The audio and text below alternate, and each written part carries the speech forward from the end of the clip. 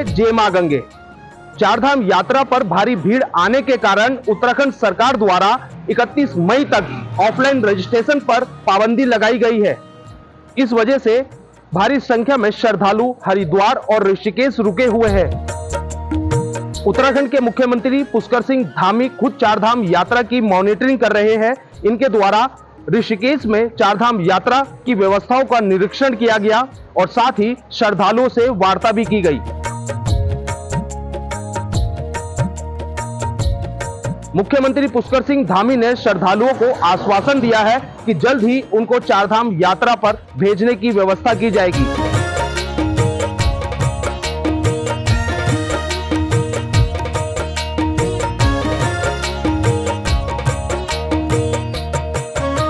चारधाम यात्रा हमारे राज्य के लिए बहुत महत्वपूर्ण यात्रा है और इस यात्रा से पूरे साल भर हमारे यहाँ के व्यापारियों का, छोटे कारोबारियों का, सबका यहाँ पर कहीं न कहीं आर्थिकी से जुड़ा हुआ है, व्यापार से जुड़ा हुआ है, उनके रोजगार से जुड़ा हुई यात्रा है और राज्य की भी आर्थिकी इससे बहुत ज़्यादा हमको कहीं न कहीं बढ़ती है और हमको मदद मिलती है राज्य में। और इसके साथ साथ जहाँ राज्य के लिए महत्वपूर्ण है, वहीं आने वाले जो तीर्थयात्री हैं, श्रद्धालु हैं, उनके लिए भी ये यात्रा हमारी अत्यधिक ही महत्वपूर्ण है।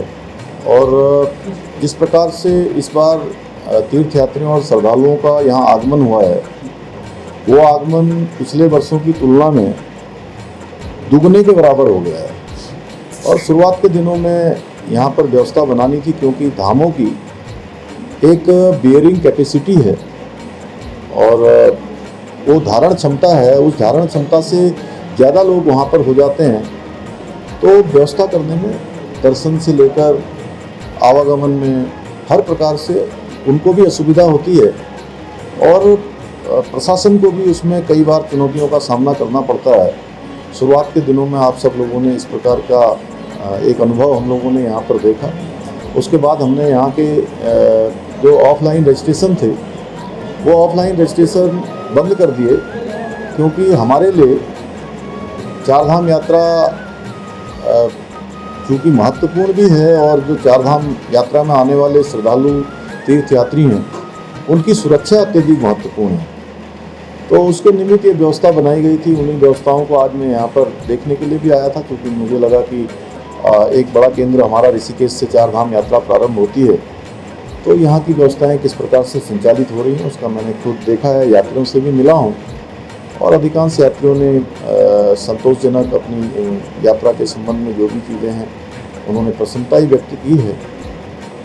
और अभी यात्रा पूरी तरह से व्यवस्थित है, सुचारू रूप से चल रही है और हमारा प्रयास है कि जो यात्री यहाँ पर आ गए हैं, कुछ लोग 10 दिनों से 12 दिनों से यहाँ आए थे, हमारे वृद्ध लोग भी हैं जिनको रजिस्ट्रेशन इत्यादि व्यवस्था के बारे में ठीक प्रकार से वो नहीं जानते हैं, तो उनकी भी यात्रा हो जाए क्योंकि उनके पीढ़ी दर पीढ़ी लोग उनके परिवारों से यहाँ चारधाम यात्रा में आते रहे हैं और सभी लोग जानते हैं कि चारधाम यात्रा कोई एक सामान्य यात्रा भी नहीं है। ये यात्रा अत्यधिक कठिन भी है। यहाँ यमुनोत्री में लगभग 6 किलोमीटर का पैदल है और खड़ी चढ़ाई है। वहीं केदारनाथ जी की भी लगभग 20 किलोमीटर के लगभग की यात्रा है और सामान्य यात्राओं से ये यात्रा हटके है। चूँकि ये बैकलॉग बहुत बड़ा है और बैकलॉग काफ़ी कम भी हुआ है। अभी जैसे जैसे धामों में स्थितियां बनी हैं तो काफ़ी लोगों को यहाँ से ऑफलाइन रजिस्ट्रेशन के माध्यम से भेजा है। अभी 31 मई तक का हमने पूर्व में निर्णय लिया था। आगे जैसी अगर व्यवस्था बन जाती है तो हमें तो प्रसन्नता होगी कि हम सभी को अधिक से अधिक लोगों को जो है दर्शन करवा पाए, लेकिन सुरक्षा हमारे लिए अति महत्वपूर्ण है।